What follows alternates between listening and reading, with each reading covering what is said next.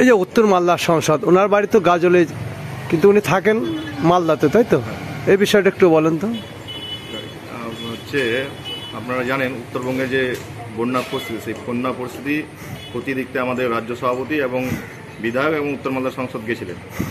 তো সেখানে টিএমসির হারমাত বাহিনী তারা 26-এ হেরে যাবে তার ভয়ে আমাদের উত্তর মালদার আদিবাসী নেতা এবং উত্তর মালদার জনপ্রিয় সংসদ খগেন মুর্মুর উপরে পান্নাতে হামলা করে। এর প্রতিবাদে আমাদের গাজলের বিভিন্ন অংশে আপনারা দেখতে পাবেন পদরোধ হবে এবং আমরা দোষীদের শাস্তি চাই এবং রাজ্য সরকার এবং প্রশাসনকে ধিক্কার জানাই। এই যে মাননীয় সংসদকে যে আক্রমণ করলেন, তো এই বিষয় নিয়ে আপনি কি পদক্ষেপ নেবেন?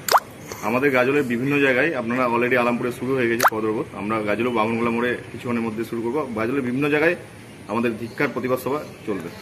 কি জানাবেন এই বিষয় নিয়ে? এই যে হামলা করলো, কারা করলো এবং কি? এটা তো টিএমসির হারমাত বাহিনী, আপনারা জানেন তারা 26-এ হেরে যাবে তার ভয়েই তারা আমাদের আদিবাসী নেতা, উত্তরবঙ্গের মধ্যে আদিবাসী নেতা এবং উত্তর মালদার জনপ্রিয় সংসদ খগেন মুর্মু সহ যে রাজ্য সভাপতি সমগ্র ভট্টাচার্যদের উপরে প্রাণঘাতী হামলা করেছে, তার প্রতিবাদ আমরা বিভিন্ন জায়গায় পদক্ষেপ চলছে এবং খুব শীঘ্রই তারা বুঝতে পারবে এর ফল কি হতে চলেছে।